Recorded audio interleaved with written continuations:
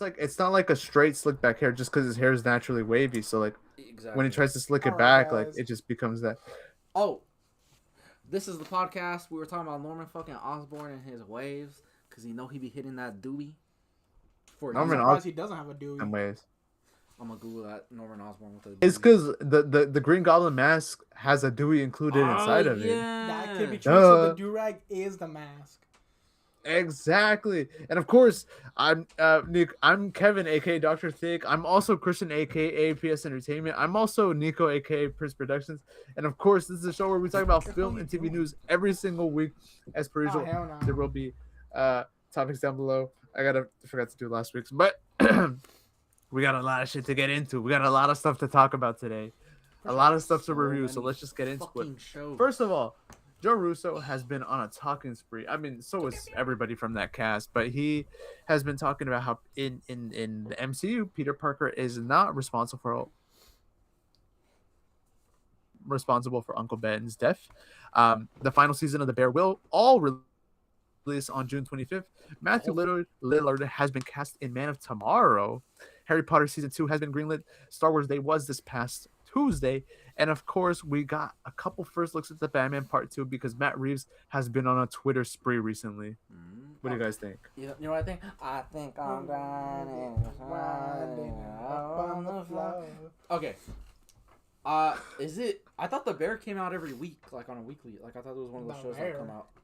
It's supposed to be, but this final season, they're gonna drop it all at the same time. Apparently, that's weird. I have not yet seen it. Like since its first season, I've been wanting to watch it. I just haven't. Bro, The Bear is a phenomenal show. It's a very good comfort show in a kind of anxiety-inducing way because every episode is so anxiety-inducing, but it's also very comfy. I don't know how to explain it. It's a phenomenal show. I love it, and they just actually released a prequel episode, which I'm gonna talk about in a bit here. Didn't John Bernthal write it? He did. I'll get into it in a second, but yeah, I don't know the whole Peter Parker stuff. I'm not a big fan of that. That he's not like directly correlated to. It's weird because it's like, yeah, I guess it kind of does make sense since they just don't address Ben, but like just the way the MCU has handled Uncle Ben has just been bad. But honestly, I'm like 99% sure it's a Sony mandate because I hope not because it's dumb.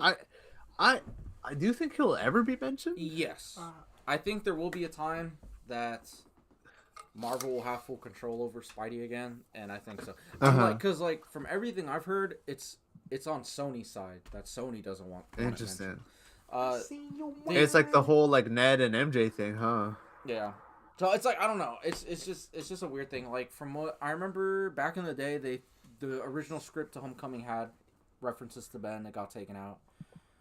Same thing with Far From Home. Far From Home. He was supposed to be on one of the graves. They took it out. Yeah. He was also supposed to be on Ben's suitcase. Remember that? Yeah. And that's like the only real reference. What the fuck? What? I don't know what Janice is. Check my YouTube messages on the podcast. But she said, Papa de Cast. Papa de Cast. Stop. Papa de Cab. Papa de Cab. Stop the cab. Quit the cab.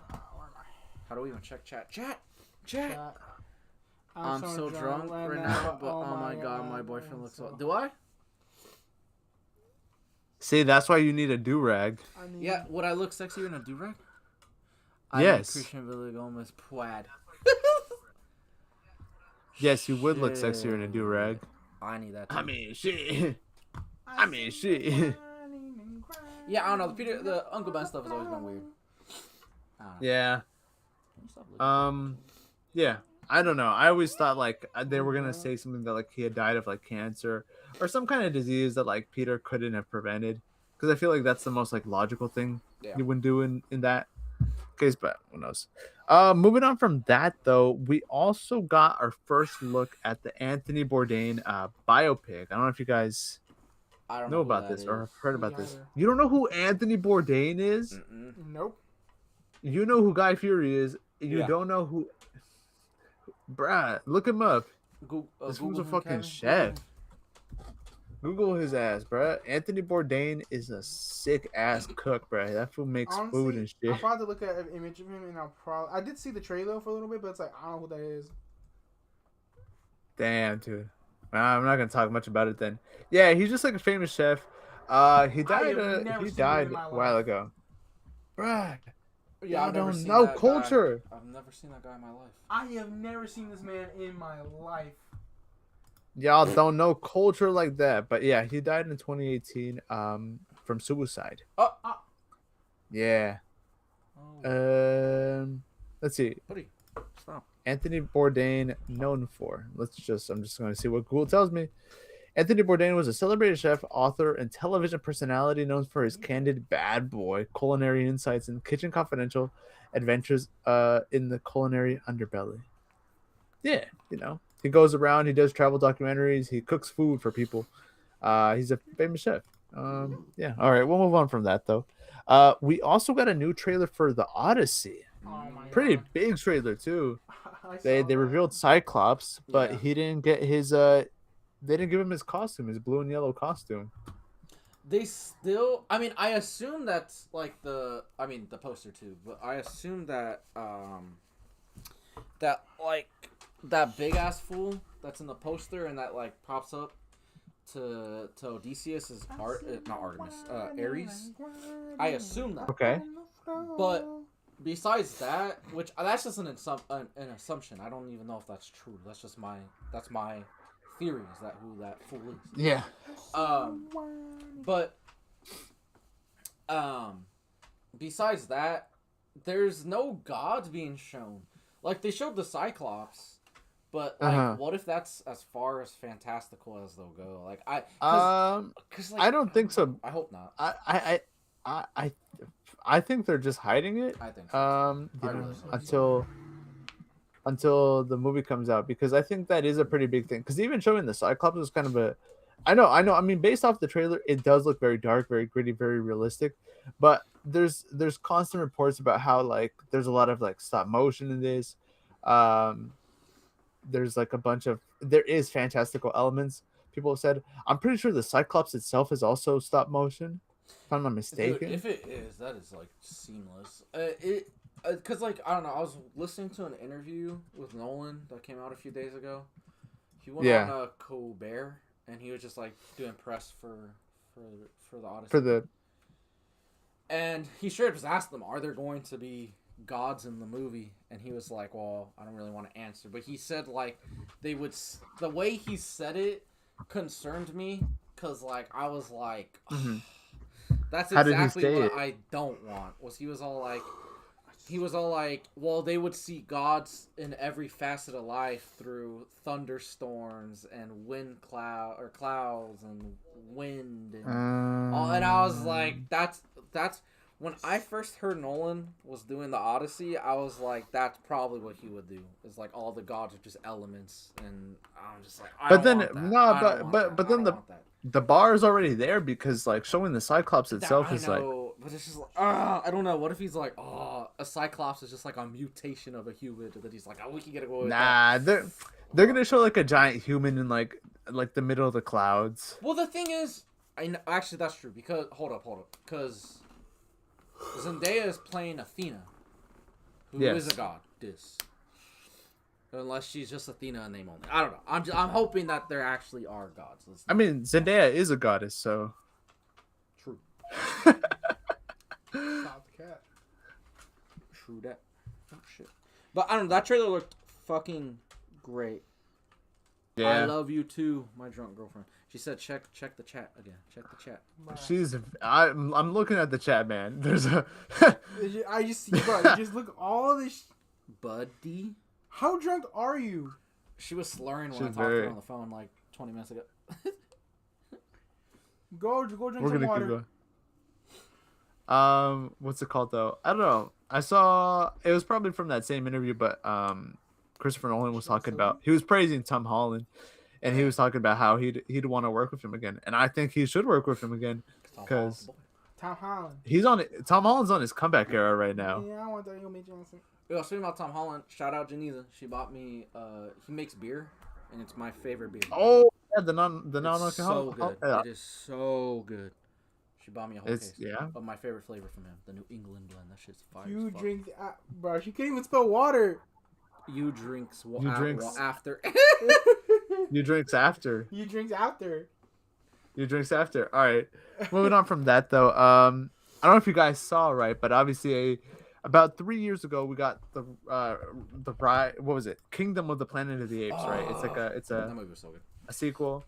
I enjoyed it. it, though. Like the reception on it was mixed because now we're getting a new Planet of the Apes movie that is not tied to that. So, a new Planet of the Apes movie is in the works. Matt Shackman, who obviously did Fantastic Four, First Steps, is going to direct it, but it's not going to be a continuation of Kingdom of the Planet of the Apes, which I think is very sad, very stupid. Because, look,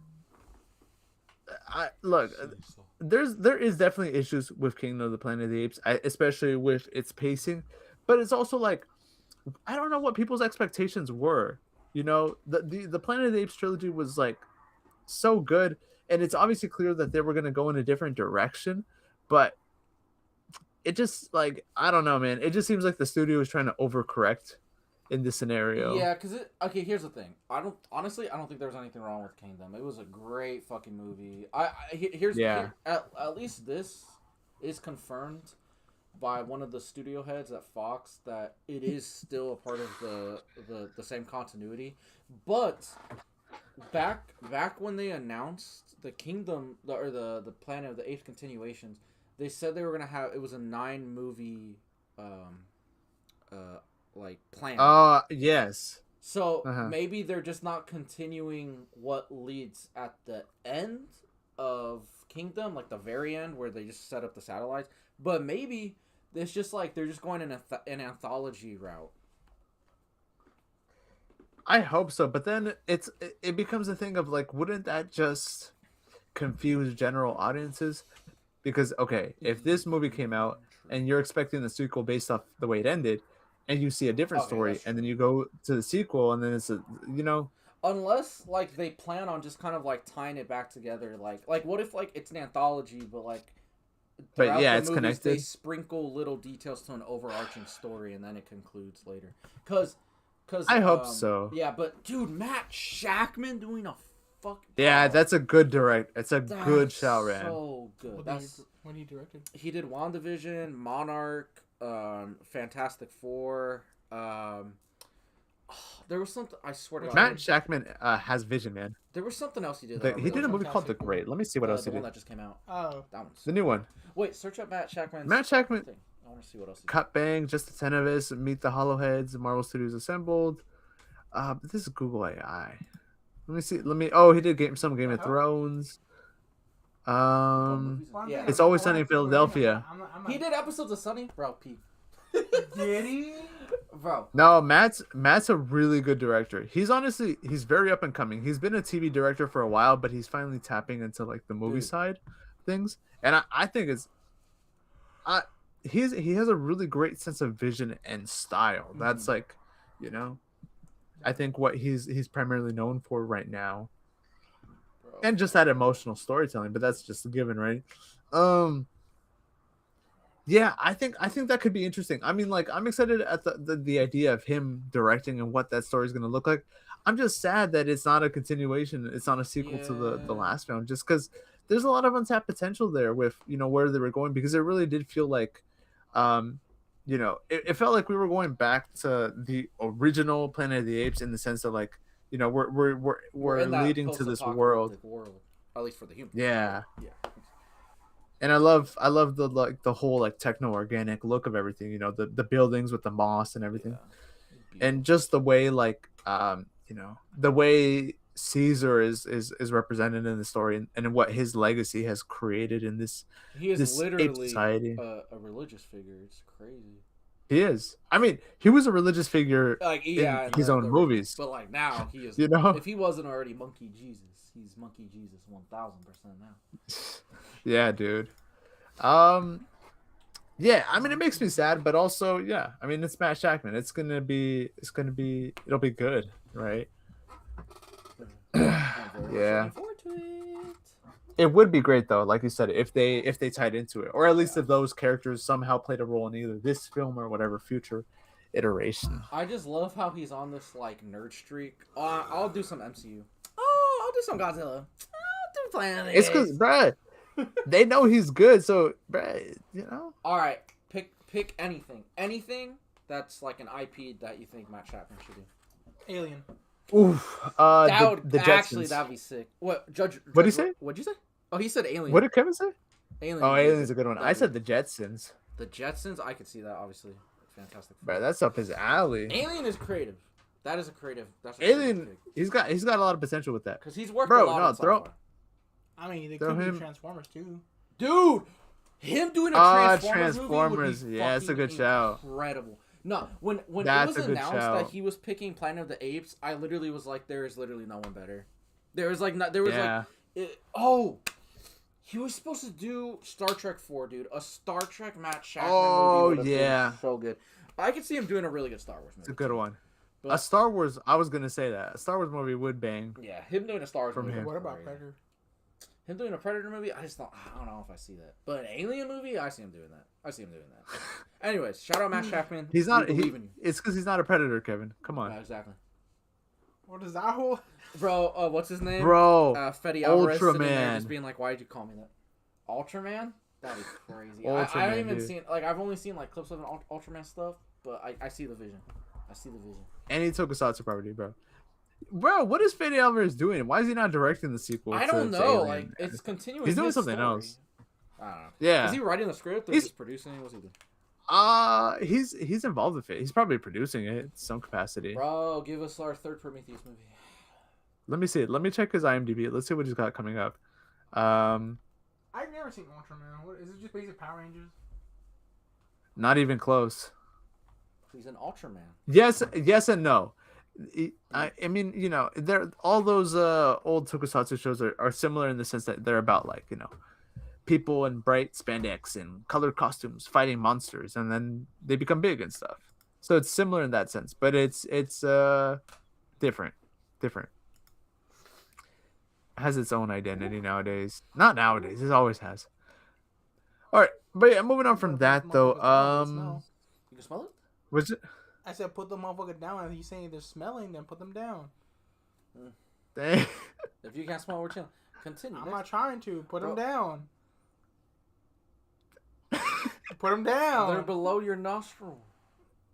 I'm gonna get the cologne right now and spray that shit right now. I do Ah, not this want Just to. grab the bar and Wait, just hold start on. rubbing the Smell- bar on it. I don't Well, want. just let me know. I do not. Okay, well, dude, it's not like it's gonna make you throw up. It's not like a fart. It's I just an don't armpit. care. Bro, just smell it once and I just don't. literally, I don't. and then I'll know. I don't. Just, No. oh my god. Because I'm trying to fucking just, dude, I'm just trying to fucking, see, that feels nice, dude. Bro. Wait, Do you smell your own BO? I think it's fine. I think, All right, but you gotta we're moving on. We're moving on. No. Ugh. All right, what's the next one? What's the next Kevin, topic? bro, you're good. That's what Kevin, I'm you're saying. good, That's man. what I'm saying. We also got an update on so we've been talking about this for a while. Obviously, is the One Piece anime remake, right? Which they've been holding off on, but they finally announced a Oh, date. that's It's right. coming out next year.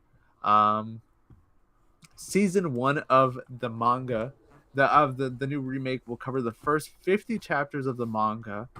How you And it's going to be spread across 7 episodes, and each episode is like 40 or 50 minutes. So it's about 300 minutes. That's wild. 7 episodes is insane. Yeah, it's coming out February 2027 on Netflix. Will I be watching? Not really. I've already seen One Piece. I don't need to watch it. A third time. A third time. Yeah, third bro. time. I've seen the anime. I've seen the live action. What am I gonna do? What is this gonna do for Go me? back and read the manga. This is the 4th time this story is being told, bro. This is the same story. Oh yeah, and I'm reading the manga as right now. So what? What is this? This is ridiculous. It is ridiculous. Yeah, but I'm trying to. I had it written down, but I lost it. I'm trying to find more info so I can give you like a sense of like, scope in comparison to the original anime. because okay, if I'm not mistaken, the first 50 chapters, dude, I don't know how long that took, like 60, 70 episodes maybe. God damn. Okay, 7 episodes.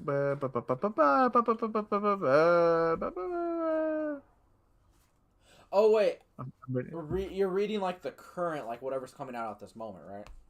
No, so I'm reading like okay, so 50 episodes is 300 minutes, right? That's what the new one is. I'm trying to find out what the original anime was. Oh no, What... I meant like because you said you're reading the manga right now. Oh, yes, or I'm just reading it right now as it's whatever's coming out. okay. Because it's literally the same thing, right? Is there any changes? What do you mean? Like the manga to the like the original manga to the oh my god, the manga to the original series. Is there like any like changes, or is it just the same thing? I mean, there's the filler, but you know, you skip over that. Yeah. People, I skip over it. How many episodes? How many episodes does 50 chapters cover? Dude, I don't know if I'm wording this correctly. Original One Piece anime. Fucking it's just I was trying to check Google AI is so stupid. Nothing. It stopped. Damn, water. Water. Ice water salt. What I saw. Hey, what I saw. Hey, what I saw. Hey. Yeah, I don't know, but somebody's gonna watch it. I'm not gonna watch it. Somebody will watch it though. Me neither. Bro, Well, you ain't gonna watch it. One Piece. One Piece is like the most sold. It's like the most popular comic ever. It's the most sold comic ever. Oh yeah. Well, Invincible says it's the best comic book in the universe. Who's Invincible? Who's Invincible? Invincible. Who? I've never met him. No, like like on the cover of all the Invincible comic books. Oh, says, he has a book about him. He has a comic about him. He has That's a comic nice. about him. It's so Good, nice. good for He him. wrote it himself. Does he have an anime too? He does. I mean, it's not like an anime. Does it have good anime? Does it have good animation at least? Fuck no. But it's still Shit's a a great show. fucking PowerPoint slide. It really is. The It whole- really fucking is. Bro. I don't know what. There's this. Oh my god. There's this fight scene. Is it with the dragon? What? Well, you know No, what? it's Right now is a not. perfect time to get into it because Wow. you guys should talk about the Invincible finale. All right. I think it's. I won't spoil it because you only got up to episode 4. But Okay. I think I will say complain that there is one. There was one fight in there that like he's not talking about. There was one fight with the dragon dude or something like. Literally, you can see when they stop animating, it just becomes a PNG. Yeah, and they just drag it. It becomes Bro, a PNG. one of the worst fucking frames in the show, I think, comes from season 2. It's just Mark flying, and it is literally a PNG. I've seen that one. I love. So my bad. my favorite is when they do the PNG from like when it starts like way in the back and it moves forward towards the camera. Yeah, like it's literally, Like, it's just a dynamic zoom. Like, bro, what the fuck? Anyways, it was annoying because there's this one fight scene, and it's one of the biggest fight scenes in the season. Oh yeah. No, Kevin, no audio, no audio, no audio. I'm putting it down. It's one of the biggest fight scenes in the season, and you can just tell they put a lot of the budget into that sequence, and it's really beautiful. And then it just cuts to like they're grabbing each other and they're like shifting, really fast, like fast flying around, right? But the body is like not detailed, so it's literally just like a bunch of triangle shapes. And I was like, what? Like, they didn't even draw the outline of a body. It was just like a bunch of triangles and rectangles. Like, it was a rough edit. That's one of them, but that's not though. Yeah, no, it is. It's that one. It's that one. Bro, that's the. I remember seeing that and being like, dude. Look, I've said it 1,000 times. I think the animation in season 1 is the best out of all the seasons, but I don't think it was like great or outstanding. Like, I don't think the animation has ever really been that good. I never noticed it being in jeans, so people start pointing it out. I'm like, oh shit. But it gets bad. Dude, yeah. But with that said, the animation is better than the last 2 seasons. And this is the best season since season 1. Because, Oof. It's a really good season. It's so good. It was basically a fucking perfect season. Like, it is so fucking good. So season 1 is like perfect. Like, it's just one of the best comic book things to ever be made. Like, or superhero stories ever made. Like, just that first season is fucking perfection. Season 2, incredible. Season 3, I really like. I just didn't love it. I just felt like it was all over the place, especially with the final episode. It is one. Don't get me wrong. The final episode to the season 3 finale is one of the best episodes in the entire show, but it just comes out of fucking nowhere with like no setup. It's just like big action scene, and they just introduce a villain with only like one throwaway line. Yeah, they literally like way earlier in the season, they were just like, oh, there's this guy named Conquest, and then they just never bring it up again. And then the final episode, hey guys, I'm gonna beat the shit out of you. I'm like, who the fuck are you? If you think about it, it's Viltrumite, so you gotta pop out of nowhere. That's true, but you need setup. That shit was just like boom, and I was like, what the fuck is happening? Stand by for my arrival. Maggots, is that what he says? I don't know. Yeah, anyways, but this season I didn't like his voice acting though. Someone else should have played his voice acting for. Oh, instead of Jeffrey. I like him. It should have been more. I mean, they could get like a real voice actor and then just focus on the animation. I know that's been the problem because like, dude, the budget for Invincible is like nothing. I think it's like $2 million an episode. Well, look at bro, but also like they're hiring like that's every A-lister. Dude, like literally, there's just like Mahershala Ali was playing like a super minor character in the show. For what reason? For what? I don't know. And then you know what's funny? They had to recast him because he's fucking Mahershala Ali and he's busy. So like, with an actual voice actor. And guess what? I couldn't fucking tell. But like the thing was like, yeah, there's just like Lauren Cohen who plays like Stephen Yeun's wife in The Walking Dead. She plays like the Wonder Woman like spoof character in the first episode. It's like, why? Like, I don't. Or like the opening scene. I hate the opening scene of Invincible. I'm not gonna lie, it's horrible. Like the first 5 minutes of Invincible is really bad. You know how like the first 5 minutes of The Boys like gets you hooked immediately, and you're like, I need to see what happens. Like it's just two couples having a good time, and then one of them just fucking explodes. It's like, okay, that happens in like the first like 4 to 5 minutes, right? The first like fucking 10 minutes of Invincible is like this really drawn out dialogue from John Hamm as a security guard at the White House, just talking about how he's so proud of his stepson, and it has nothing to do with the plot. Oh yeah. Yeah, and that character never is seen again. And then these fucking these guys called the Molar Twins just attack the White House, and it's like a really generic fight scene. Like the first 10 minutes of Invincible, like I genuinely wouldn't blame anyone if they watched the first 5 minutes and just turned it off and was like, it's not for me. Because like I remember I was trying to show Janiza, and I was like, listen, the first 10 minutes is ass, but by the time you finish the first episode, like you're gonna be hooked. And then she said the show was okay and I wanted to kill her. But yeah, anyways, the show is just this fucking season is so good. It's very cohesive. Like all of it is building up to one goal in mind. Call me after. Girl, I'm making a dick call. Anyways, it's all building up. He's gonna make a dick call. Yeah, I'm making that dick call. It's all building up to one specific storyline. They still are able to keep the episodes episodic while still building up in a very serialized way. But the episodes are distinct from each other. Yeah. And the character work is really great. The action scenes, for the most part, are really good this season.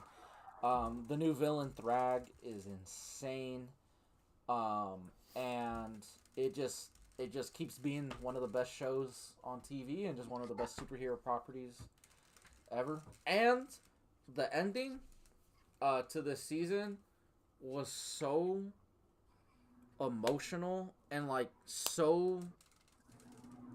It's like it's very.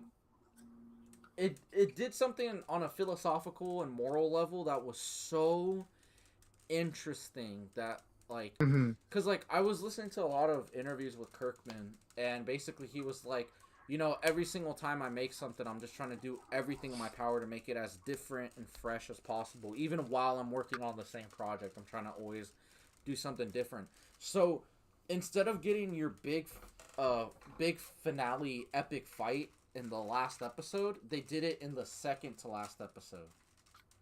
And then the finale is just a very quiet character study on Mark. Mm-hmm.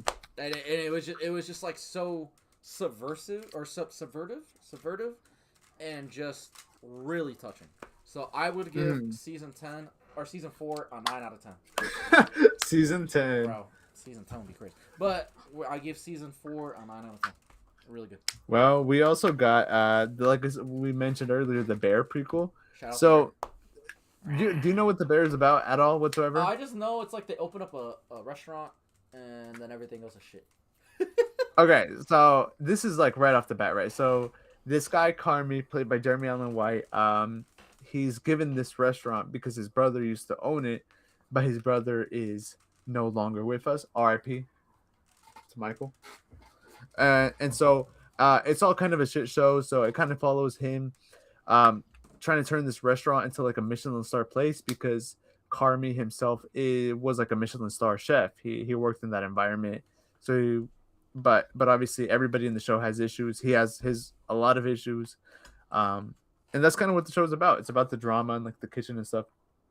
But this prequel called Gary is about his brother Micheal, played by John Bernthal, and one of the other characters in the show, who go to Gary, Indiana, and it's like it from based off like what happens at the beginning of the episode. It's more so a long flashback. It's like about one of the other characters, and he's remembering Micheal when he was obviously still alive, and like one of the adventures that they went on together. And I mean, it's interesting for the most part. It kind of gives you a better look at this character. John Bernthal definitely has a particular style of acting, right? Where most of his characters kind of feel the same just by nature of his way of being. And that's kind of the case with this. It's not bad. I mean, it's always been the case. He's been in the Bear for a while now, obviously. So you know what his character is, and you know that this guy has issues. He's addicted to certain substances. That's kind of his whole beat. Yeah. He's addicted to that Michelin star.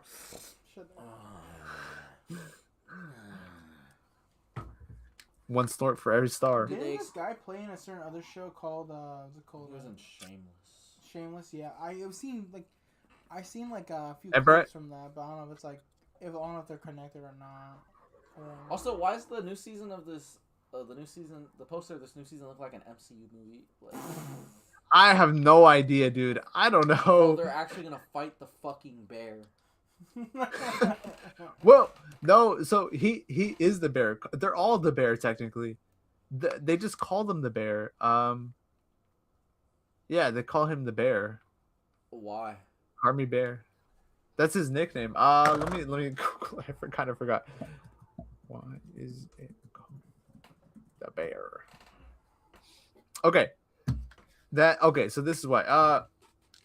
So the restaurant is called the Bear because it's named after Carmi, Jeremy Allen White's character.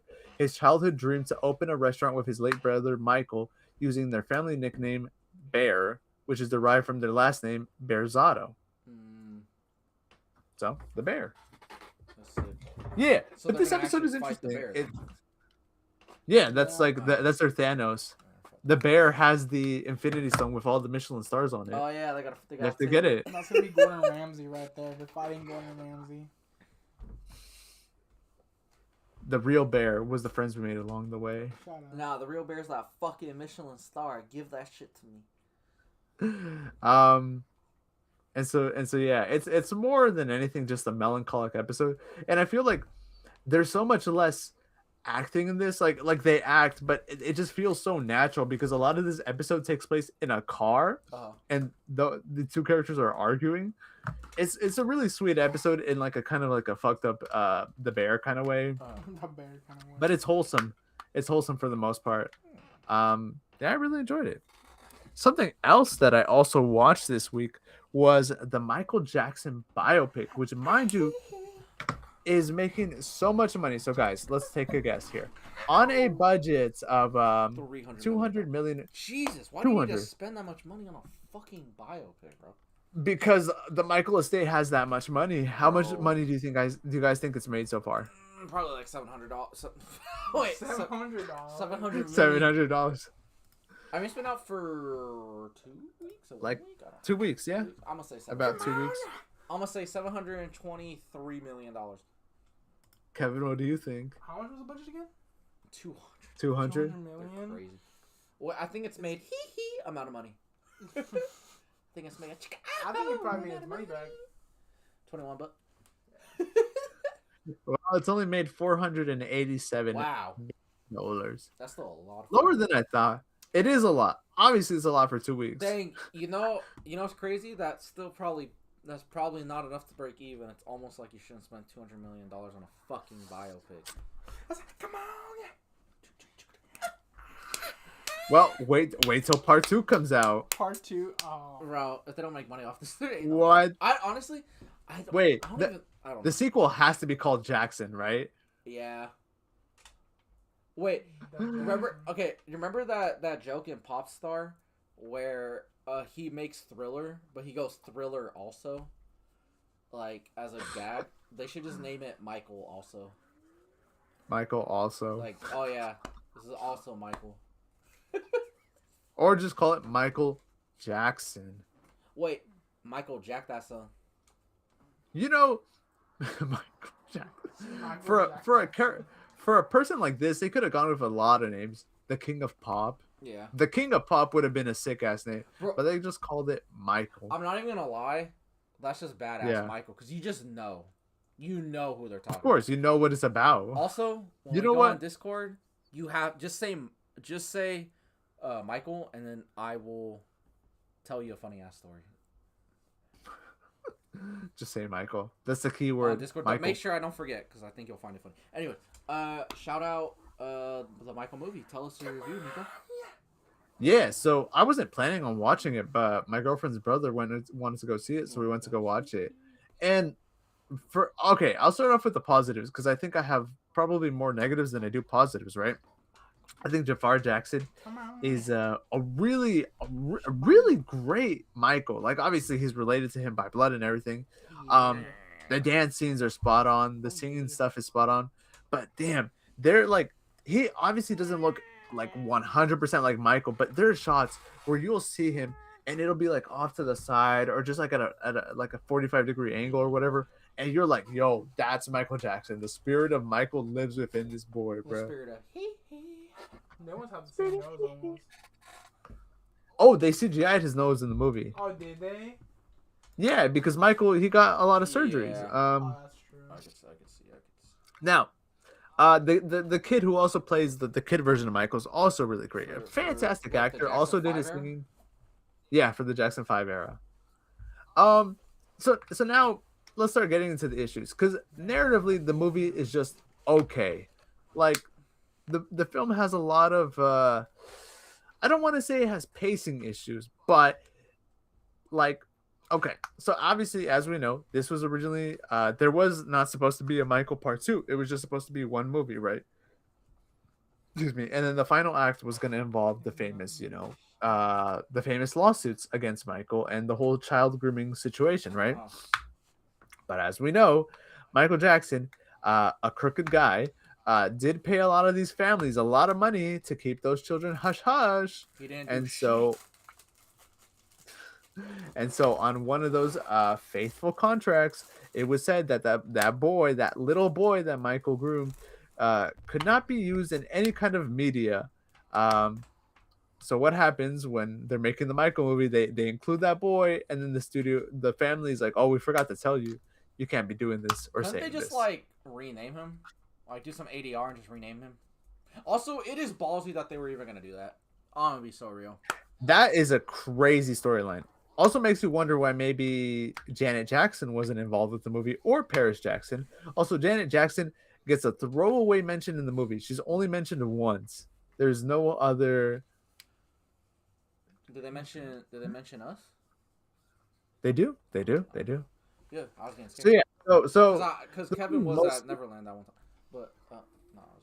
Oh, Kevin. Oh shit. Also, they make Neverland like a very big point of the film. Okay, I'm gonna get to that, right? So the film is about Michael Jackson, right? We the first act of the film is about the Jackson Five when he was young, and how Michael was a great singer. He has great potential, but his dad beat him a lot with a belt, even though Michael was like, uh, he was just amazing, right? But you know, and then he gets signed to a record, and they're like, Michael, you're a special kid, and then his dad's like, okay, now I'll take over, and the record's like, oh, well, he'll be okay, right? So they buy a big house. They move into this giant estate. Also, there's 10 siblings in real life, but only 5 are in the film. Six of them are in the film. Latoya's in the film. So yeah, so then they move to this big house. Then there's a bit of a time skip. Now Michael's like, I don't know, he's like 18, 19 or something like that. And he meets Miles Teller's character, who's his lawyer. And basically, Michael wants to do his own thing. He wants to be his own man, but he can't because he's too scared to stand up to his dad because he's scared of his dad. And so that's kind of the whole drama. And then the big second act break is that his hair gets caught on fire in the famous PepsiCo commercial, right?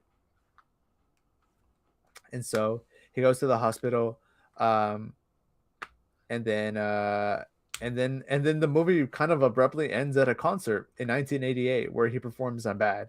Now, a big portion of the film focuses on Michael and his childlike innocence. Obviously, we know that he is a big fan of Peter Pan and Everland. A little too big of a fan, if you ask me. But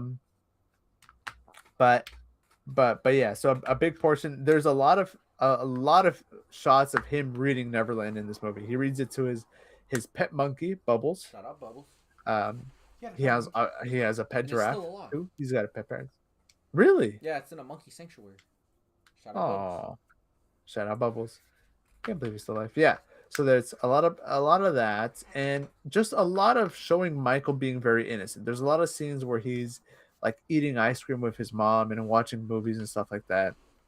And you see scenes where he's working on music videos and songs and stuff. And like in the concert scenes, like obviously people are going insane. It's Michael Jackson. They're wetting their pants over seeing him. But there's a couple things holding the movie back. Obviously, besides all the allegations, all those, that messy situation. There is the case of, Janet Jackson, one of his kids not being wanting to be involved with this is a bit interesting. And you kind of feel that lack of their presence. I think Janet Jackson, especially considering how big of a celebrity she is in her own right, it's kind of weird that she's not in this, right? It's also very melodramatic at times. That the best parts of the movies, the movie is definitely any time where he's dancing or singing. It's also very predictable. There's a lot of scenes where Michael will just go, oh wait, I gotta do his voice. Hey, it's me, Michael. Guys, I have an idea. And then it'll just cut to him singing in a concert, and you have that montage, and that happens quite often. This is literally the setup. Most of the songs in the film start off with him going, guys, I have an idea. And then he starts singing the first part of it, and then bam. What if I grab my nuts on stages? Yo, guys, it's me, Michael. I'm gonna grab my nuts. Hee hee. That's why he goes hee hee. Also, because it hurts. Also, I've heard a lot of things about how in private he would have a deeper voice, and I've seen videos where he has a deeper voice, but in this film, as an adult, he maintains the whole, hey, it's me, Michael. He has that the whole time. Guys, I'm really sad right now. Every single time you do the Michael Jackson voice, I feel like you're trying to seduce me. Hey, Christian, it's me, Michael. Come to Neverland. I gotta take my headphones. It fucking breaks my ear. Hey, Michael. It's me, Jackson. You do a terrible actor. What you do? My favorite part of the film, though, is at the very end, where the concert just ends, and then it goes, Michael Jackson will return. That's not even a guarantee. That's the funny part. You're telling me they want to spend another $200 million for what? What else is there to tell besides the fucking allegations, bro? His death, the allegations, and his failed marriages. Yeah, like there's nothing, like they don't want to touch any of that, so it's just like, okay, what are we doing? Yeah. I don't know, man. I don't know. Also, like they go through like the beginning stages of him getting plastic surgery, right? And the idea that he just wants to look perfect on camera, like that's his whole bit towards like the second half of the movie. He's just like, he just wants to look good, so he fixes up his nose, and then suddenly he fixes up like his jawline and stuff. And as we know, it kind of negatively impacted him later. Yeah. Also, wait. Okay, you see, there's an image here where he has the white shirt. It's on the third row. On the third row to the right. That one. Yes, this one. That doesn't happen in this movie. We don't see this scene. This is him later in his life. So, this movie goes up until like 1986, and it was supposed to cover and then there's everything. I know, it goes up until 86, and then the last like scene is him in 1988 performing on Bad, and then the movie just ends. Do you like? So that begs the question, like, what did they refilm? Like, because they have to have reshot something, right, to like make an ending. That's a good question. I think they added more stuff to the Jackson 5 scenes. I think they filled that out. Anyways, there's scenes where like it's about him that'll be about him in the process of making music videos. I think a lot of that was added in. Like there's a scene. So you look at the first image. That's like, this is based off a true story about how like he united the Bloods and the Crips in LA to make a music video. They go, that scene goes on for like, I don't know, maybe 10-20 minutes. That was probably reshot, stuff like that. It's a funny scene. I mean, it's good, but I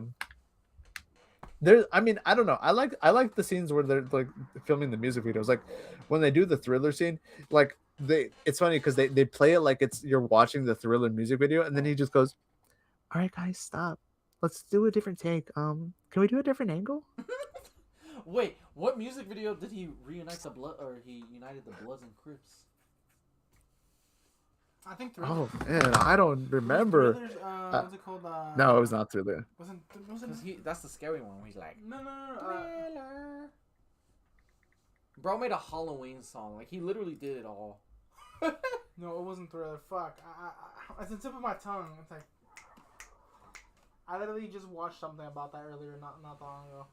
Oh, it might be Beat It. Beat It, yeah. Beat It. It was Beat It. It was Beat It. I know. I just said that. I'm just trying to correct myself. But yeah, those are my thoughts on the Michael Jackson movie. I give it a solid, I don't know, 7 out of 10, 6.5 maybe. So it's okay. Mediocre. Yeah, I could have lived without it, honestly. I like Jafar Jackson's performance, but we also got the release of Boys Season 5, Episode 6. And holy cow, we are getting closer and closer to the finale of The Boys. Fuck. Bruh, that's just tough. Okay. He needs a fucking award. He needs an award. I don't get it. It is one of the best performances ever. Dude. Ever. You know, ever. Have you seen the interviews with him going like, I like the memes about me? Yeah. Yeah. He likes his favorite one is the Bro, this episode was crazy. Good. Sister Sage is kind of dumb though. Yeah. If you think about it.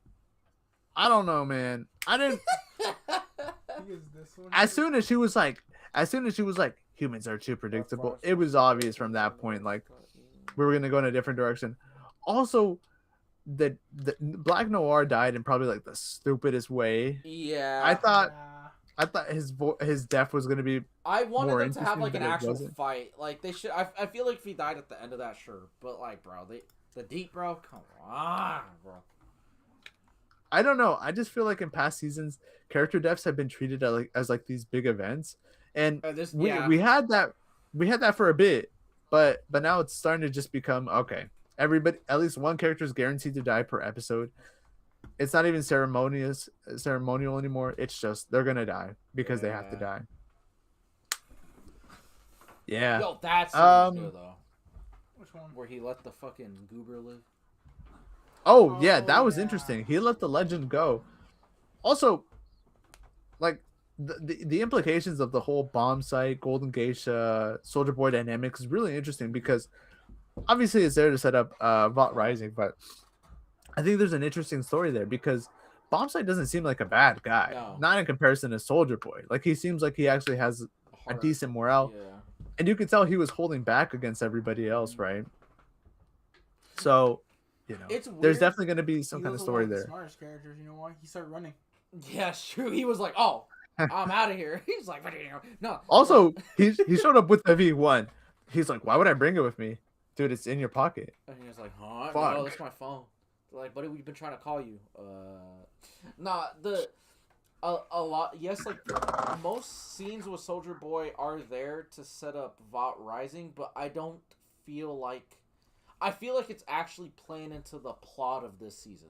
So I don't. Of course, I agree. I've heard some people complain about it, but to me, I feel like every single time the Vought Rising stuff has been mentioned, it has literally been to push the plot forward for this season.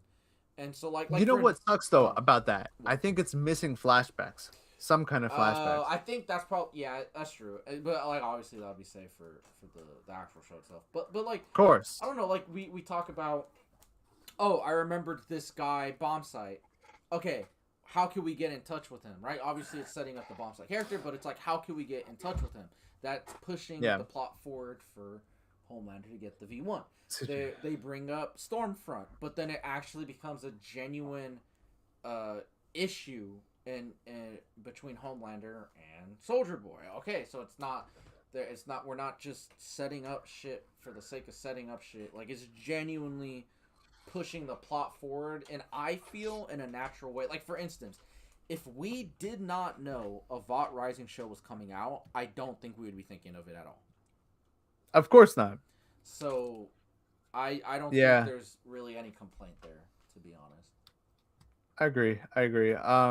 Also the fact that Homelander got V1 is, you know, the implications are crazy there because obviously we know that Soldier Boy can remove the V1 from him. But that it kind of begs the question as to why he gave it to him in the first place and kind of his whole motive this season. I don't know. It's obviously, I mean, is there 9 episodes this season? So 8? Okay, more? so yeah, we have 2 more. I mean, next week's like gonna... it fucking feels like it after the way that ended. You're like, fuck, bro. You need 1 episode to set up what's going next, and then 1 episode to end. Yeah, no. There are 2 theories here I've been looking at, and there's the one. You know how he was inside that radiation thingy? Yeah. He could be dying. He could die from radiation poisoning from the V1. From that, people were thinking about that. Could that happen? Good shout. Or there's 3 actually. There's my theory of they can just shove shove the whole tube of that what's it called, the virus thing, in his fucking mouth. Yeah, that way they don't have to kill any other soups, and like such a strong concentrated dose could still kill him. Like if it's just all of it. Yeah, but then there's how do they get close enough to just do that? They would have to be Butcher. Yeah. Which has a sacrifice. Or 3, the whole comic book accurate of him getting a clone. Yeah, but they're not going to do that. Also, that's too unrealistic for the... I think, genuinely, The Boys is the most realistic superhero. Maybe Unbreakable. But, like, one of the most realistic superhero depictions, like, ever. Especially right now. Yeah. So it's like, I don't know. I feel like that would be too fantastical of an idea for them to do. Yeah. I agree. It is... I don't know. There's obviously a lot of questions, but... next week has to be fucking like an hour-long episode because, like, bro, we got it's the penultimate episode, you know. And the final episode has to be 2 hours long, dude. Dude, they were having screenings of it in a theater and they all sold out. Damn. So fucking sad. Damn, dude. I'm excited though. The one complaint I do have right now, right, is that I feel like the boys themselves, we haven't gotten a lot of those characters. Like I think especially Huey and Starlight have definitely been put on the backbone. Their story, like, hasn't really gotten developed. We haven't gotten those like human moments. I feel like this season has focused a lot on Homelander and Soldier Boy, which is not a bad thing. It's just, Yeah. it's something. It's a critique I have, and because I've noticed it. But moving on from that, we also got the finale for Maul Shadow Lord season 1. I'm 4 episodes behind. God damn. But they're 20-minute episodes, so I can speedrun that. Bro, Kevin is like 11 movies, 5 shows. He's hella behind. I'm behind everything, dog. I mean, to be fair, you don't even have to watch anything to watch Maul. Yeah, but then it's like the experience isn't the same, is That's it? true. That is true. I mean, I guess honestly, the only thing you would have to know is like the prequel trilogy.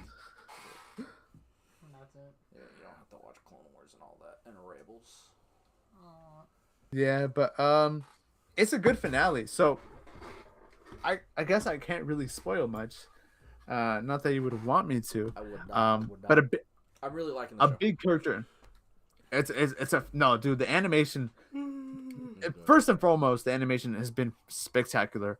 Also, the characterization of Maul is it's the best we've ever seen. Obviously, the show heavily focuses on him, but we also see a more vulnerable side to Maul, which is great because it helps contextualize what we see of him before and after this, right? Yeah. The point in his story. And this is definitely a Maul who's more of a master by this point, He's more he's more knowledgeable. He's definitely, you can feel that he's not as angry as he was in like the Clone Wars or episode 1. But he still knows how to control his anger and utilize it in a way that benefits him. But he's also willing to, work with Jedi and stuff, which is obviously against the Sith code, but he himself is a very rebellious little fella. And so this finale brings in a very major character, a big character, and kind of puts it at puts you into perspective as to how strong Maul not only is physically but also mentally, because there's a couple things that happen that kind of push Maul to make certain decisions, and you obviously see where his morale lies. And if you know Maul, you know that he's a trickster, he's a survivor. He does what it takes in order to survive, and this story just continues that. And the animation, like there's a really big long fight scene in this last episode, and it is the best, and it's fucking spectacular, man. Also, this is like such a minor detail, right? But in Star Wars Rebels, when Maul shows up, he's already a little bit older, right? He has a bit of a limp, like and so throughout the course of this show, he gets stabbed in his robotic legs a couple different times, and it kind of establishes that that's what creates that limp that he has later in life. Kind of fills in those little details. His poop yeah, legs. it's his poop legs. Dude, he's got to have he probably has like a tube or something that he has to empty out, right? I don't know. The Force. Oh yeah, the Force guide me. Oh.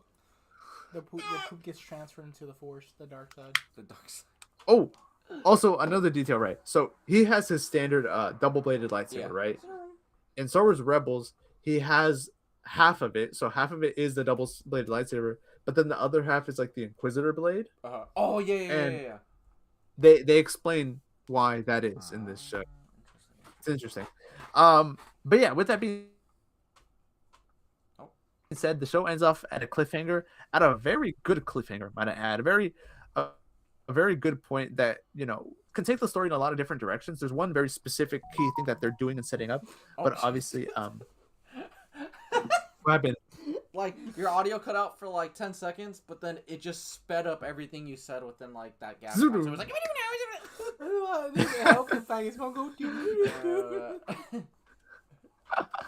I got a message from Facebook Marketplace. Yeah, but there is one very specific thing that they're setting up with Maul and another character. But besides that, we can go in a bunch of different routes. And I hope it goes in a route that ties into Solo and Rebels. But like I said, I really like this show. This is Star Wars animation at its best, right? It's funny because you've seen the evolution of Clone Wars from 2008 up until now, and not that to say that the animation was always bad, because it wasn't. The animation was great, especially for the time being. But seeing this evolution and where it's gotten to is so phenomenal, because you realize, damn, how goddamn good this new animation is. Also, how come we're not watching Maul on screen? It doesn't matter. We're moving on. I don't know. I got distracted Kevin. on the boys. Clearly, you always get distracted with boys. I know I do. We also got the release of Daredevil. No, put Daredevil on that bit. Daredevil Born Again season 2. We got the finale. I'll have to walk Kevin, out for this one. Get the fuck out! Jesus Christ, We man. were about to play and then he fell asleep. He I told me did. that. That's what he said. Bro, I only had 5 hours of sleep. Okay. This guy had to go to the gym that morning, bro. Fucking He chose to go to the gym at that time. your health He could have. and well-being over fucking television show. You dumbass. Yeah, I will. Guess what? They got off while I do this. Oh my fucking knees. Bro, this finale though, what an incredible way to go. Come on, buddy. Let's go to the outside door. Probably need to do this shit, huh? What an incredible way to go, man. I know that finale was fucking incredible. Where I mean, I guess the place to begin is the reveal, right? That's like the big shift in the story. First of all, Yeah, that shit. yeah, that shit was sexy. He said, he pulled the Tony Stark. I am Daredevil. I am Daredevil. Yeah, I think it's great. I think that it's nothing we didn't expect, because I think it was expected. The fuck. I'm a stretch.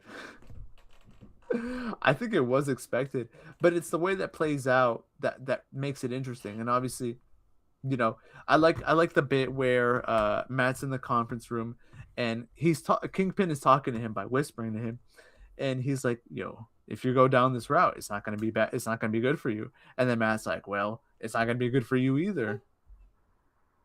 And then obviously Matt one-ups him by going, "Yo, I'm Daredevil, bitch." I was there. But there's and so then after that, right, they get locked up, and then you know, the Daredevil fans, New York comes in and they're like, "We're gonna kill Kingpin," and then Kingpin's like, "I'm just gonna kill you guys." Boom. That Just shit was starts beating up a bunch of people. When I was a boy. And then just that all bro had to do left in that scene was like teabag someone. Yeah, and then obviously Daredevil has that final standoff with Fisk, and it's very ceremonial, because you see New York trying to take him down, and you see the sea of red taking down this guy dressed in all white. It's a very poetic, and then obviously we have, an ending which is like it's too perfect. Like, where do you go? I mean, I know where you can go from here, but like, you know, you have these two characters, both realistically they both lost, but in a way that benefits their ultimate goal, which is to protect New York City, right? And it's funny because Matt, being the good religious boy that he is, ends up in a prison cell smiling, while Kingpin is this man who has had everything and has now been removed from all that, ends up on this private beautiful beach, but he's fucking lonely and shit. I wonder how he's eating. And then what he's eating, he probably has people who cook for him. I don't know. What do you think, though? Oh, what I think about what he's eating? Probably some omelets. What did you think of this episode, the finale? It was really good. Honestly, the only issue I had with it was like the whole he gets exiled and he's basically exonerated of his crimes is really stupid. Yeah, that was like it was dumb. It's an excuse to bring him back, right? Yeah, that was stupid. Like in this, because I already knew, like, when they kind of did the offhand mention of the island. Okay, at the end he's gonna go there, because that's how the Devil's Reign storyline ends up. Him and Typhoid Mary get on a boat, sail to an of course. island. and Kingpin's just been chilling there ever since, I think, in the timeline. But so I knew that's what they were going with, so I just assumed he would just evacuate. But the fact that he was like government pardoned in a way, I don't even think that's a real thing. You're exiled. Well, like the fuck was this medieval? Not like Europe? not Like, no, not the way he was, but like, that was dumb. Like it was for the story. yeah, like, but it was so sloppy. I feel like they were trying to overthink it when in reality all they needed to do was he got on a fucking helicopter, got the fuck out of there. Like I feel like they just overthought it, being like, what's the most logical thing, and then they well, of course he could just leave. He's got the funds to survive on his own, he's right? A fucking millionaire. He can just get on. Like I would just assume someone like Fisk always has a battle plan, like to like escape or get out of wherever he's at. So him just being like, yeah, I got a boat, I got a plane, I got a helicopter, I got some shit to evacuate in case shit gets bad. It's just part of my battle, especially since he's been arrested so many fucking times. Yeah, but I think that's why it is that way, is because of his whole his public reputation, to be like, oh, he was pardoned. Oh, and then he can come back and be like, damn, he didn't do shit. Damn, he was actually a really good guy. He was a good guy, dude. It's just weird because it's like to be pardoned for the shit he already did was insane, but then after the fact where he kills like a bunch. Oh yeah, he got a bunch of people. Still pardoned. Like, what? Bro, he breaks a guy's back against a pillar of a wall. Dead. Like the first guy he hits when he goes boo, that guy died. Like they did a close up. His neck snapped, his skull cracked open, and his eyes were just staring. That fool died. But that was such a good scene. It felt like Darth Vader in Rogue One. He's just when I was watching, I was rampaging. Like, that's exactly what I was thinking too. They probably got inspiration from that. Oh yeah. Yeah. The only I was having this weird struggle, especially given how season 1 ended. And I don't know how I feel about it now. Mm-hmm. I don't know how I feel about it. Cause they explain, cause like the whole season. Lindsay, you can still watch it, bro. Oh, what happened? She said spoiling it. She says we're spoiling it. Girl. She is gonna watch it. It's gonna take her a while. She is gonna watch it. Girl, Trust. get off the pod. And like you saw the little Daredevil thing. We were talking about Daredevil. All right. Anyways, I'm gonna give Litzy 3 seconds to leave. Oh, hold on. Oh, never mind. She said it's all good. All right. Hold on. Oh, where the fuck is my? Where's the? Oh, my mouse went to the wrong. Goddamn. I love you, Litzy. All right, there we go. Okay. Well, yeah. 3, 2, 1, and so my biggest issue has been where the fuck is everybody? Because it's like all these. Bro, Spider-Man is. Yeah, bro. Spider-Man. People are getting murdered just in like a huge public area, like a fucking giant courthouse. We know where they've been. They've been in the void. I know. Honestly, it's just like the Avengers, like just a bunch of people. It's just like, bro, like okay, obviously the Avengers, they're wrapped around Val's finger. Okay, you can excuse that. And it's not like they're really gonna be down there dealing with street level shit anyway. They'd probably be looking up from the tower like, what the fuck? Look, showrunners are smart. Obviously, we know it's budgetary reasons. I think the general excuse is that they're just on other missions. Doing what? Nothing. Especially since like it's, I don't know. It's like now we're getting characters like Sheila Rivera showing up in Brand New Day. Characters that were made specifically for this show. We got Castle showing. Yeah. It's just like, where's Castle? Yeah. I mean, I think Frank's story, if I'm not mistaken, takes place around this time right now. Oh my god, that's like in a week or two. Yeah, that's next week. We're gonna. Oh, you guys are talking about it. I'm not gonna be here, but I will. I'll text you my thoughts and praise. And then we'll read it off, and then I'll do my my Neco Michael voice. Anyways, it's me. It was just me, Willie Fisk. Bro, imagine me talking about that. No, it's just like, it is annoying because it's like, okay, like my biggest issue Kevin is dead. has been that the defenders aren't really around. Yes, we got Jessica, And then Okay, obviously so at the now end that's we where got, season 3 comes yeah, in. and that's where season 3 is.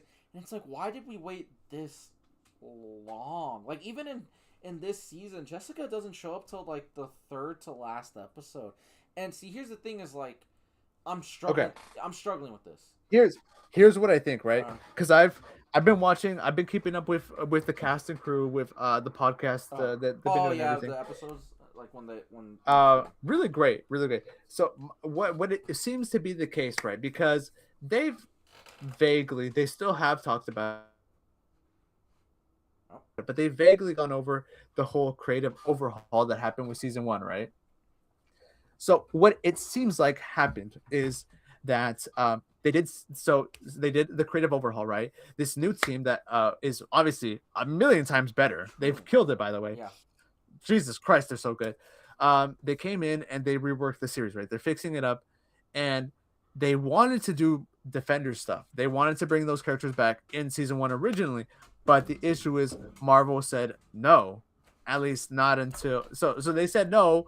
But then obviously they started working on season 2, and then at some point Marvel was like, okay, we can bring them in now. So then that's when they kind of shoehorned Jessica Jones into this. And now that's why in season 3 we're fully getting the Defenders back, because it seems like it is like a TV issue rights thing that is above their pay grade. It's a thing of like, okay, now we have access to these characters. It kind of sucks because we've been filming, but you know what? Fuck it. We're just gonna throw them in, right? We're gonna throw Jessica in. I will say I did like we finally got Luke Cage. Thank goodness, dude. Papa Luke Cage with a big old beard. Yeah, he came in a big old suit. That makes a lot more sense because it's just like, I guess at that time, even though they were recorrecting Daredevil, Marvel still had like this hate boner for like all 100%. That. I mean, that's obviously why they were trying to reboot the fucking show to begin with. They were just like jealous that like they didn't work on it. But it sucks though, because like there was one of the producers. I want to say it was like passive, but she did make a remark about how in that season 1 finale she wanted the Defenders to be there. She wanted the Defenders to be there with the police and whatever, but they just was above them, really. See, okay, so like there we go. That's perfect to look back, because like that was my biggest issue with season 1. I think that finale to season 1 was horrible. I think like it was very underwhelming, whereas like this finale was fucking exceptional. Yeah. And overall, I really, really enjoy season 1, even with flaws and all. Season 2 is fucking incredible. Season 2 is like just as good, or almost as good as like the original Netflix series. It's like on par. Yeah. It's really good. But my biggest issue is like, and I don't know, because they do the thing where they explain it away, and they do a great job at explaining why Luke isn't there, why Jessica wasn't there, and I would assume why Danny isn't around either. They do the due diligence of actually explaining why certain characters aren't around at the moment or weren't around prior. Okay. Yeah. They did a great job with that. Certain characters, they didn't do a good job. Spider-Man, Frank, you can argue Danny. Okay. Yeah. But even with that said, with the characters they explained the way, I still feel like it was a wasted opportunity, being like, okay, well, you explained it away and it makes sense and it doesn't feel half-assed, but the other decision was just to fucking do it. Of course. So like that's the frustrating part. It was like, of course, just say the thing that they're doing. Because like just now, because like it's just like I'm always going to be annoyed looking, because I'm gonna rewatch these seasons all the time. Whenever I'm doing my yearly Daredevil rewatch, I'm watching Bourdain. Yeah. Because I really have enjoyed the show a lot. But I'm going to always have that annoyance of, I feel like season 2 would have been a better story if they just had a majority of the Defenders just throughout the entire season. But I agree. That I will be honest. Since we are getting pretty much what I wanted from this season and this entire season, next season, that might change my mind. Yeah. Also, so, I don't know. Speaking of season 3, I've heard this rumor. And I think it is gonna be true. Season 3 does seem to be the last showing of Daredevil. Like that's the So last season they're gonna do. yeah, I hope and not. honestly, I don't want to say I'm okay with it, but if that is the case, I think I'm okay with it because look, we've had this character for like 12 years now, right? And as much as I would love for him to be in other stories, I think we've gotten to a point where his story is starting to come to an end, because well, he's revealed himself to the public, but it's also a thing now of like Matt has gone through so many struggles. Like I think it's time, he deserves some kind of peace of mind, and I think like having an ending where it's just him going, okay, I'm done. I'm set free. I got this money. I got the girl. Like I think it's too much of a safe play for Matt as a character because he's always been a tragic character, and I think you know as nice as it would be to have that ending where him and Karen, they get married, they go live a life. I don't think it's possible. I think really the only way the show ends was with Matt, you know, being gone in some kind of heroic manner. Now, if it's not the end of Daredevil, right? If it's just the end of this particular like version of Daredevil, right? What if let's just say it ends off um where season 3 ends off, where he's like, okay, I got Karen and him are together. Now he's gonna go be Daredevil, and that's it.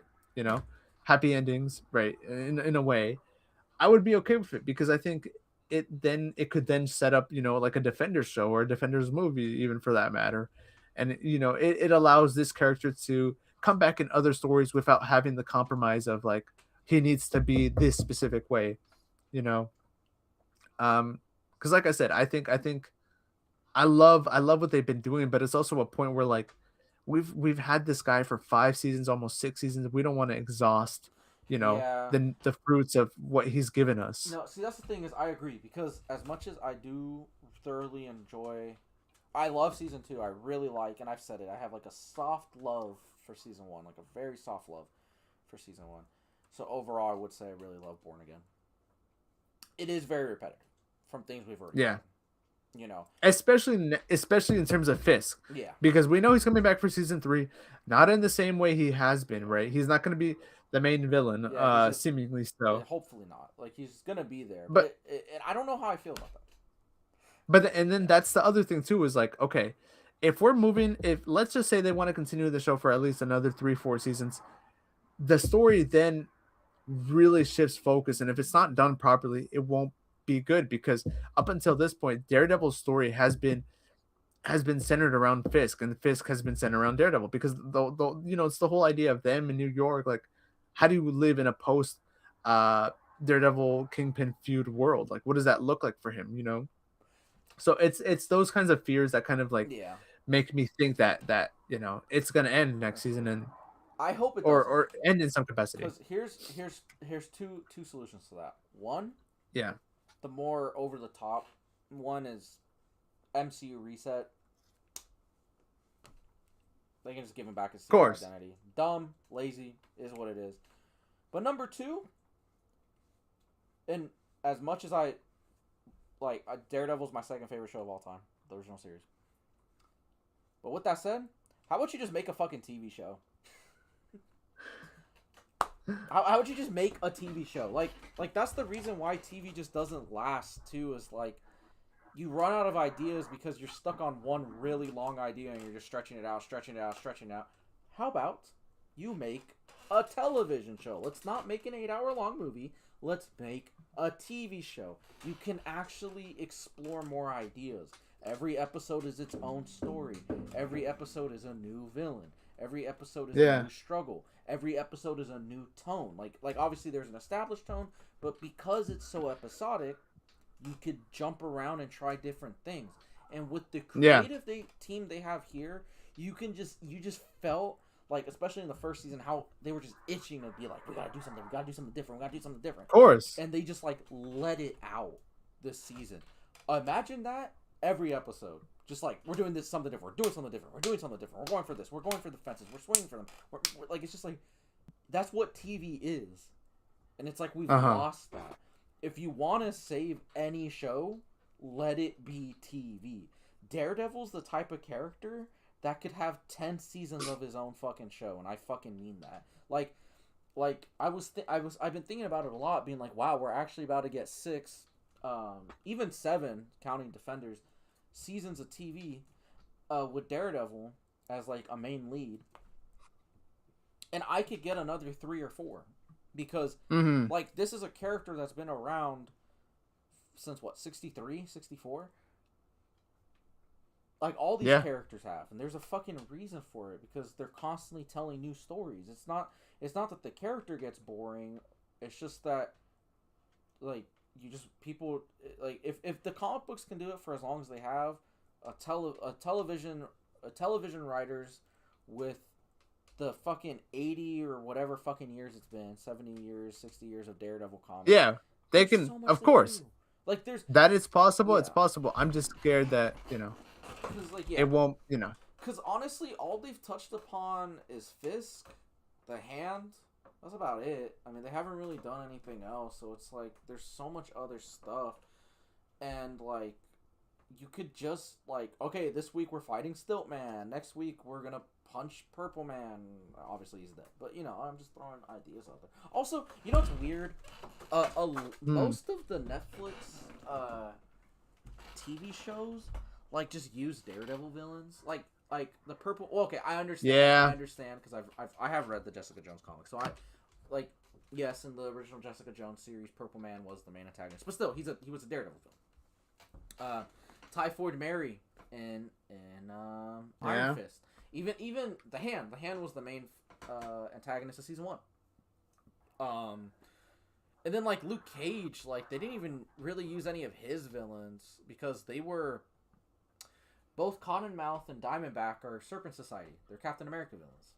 So it was like, I don't know. Anyways, that was just a weird tangent. But with Daredevil, like, this is the perfect character that you can have for fucking ever. So that I really hope they at least give it another 2 seasons, because I think they could. I really do think they could. That is wait to be seen. But there is bad news. Kevin is outside your door, outside my door too, because we're in the same room. So we got to get out of here. Kevin wants to go finish the episode. We got to go watch it with him. Yeah, and cuddle.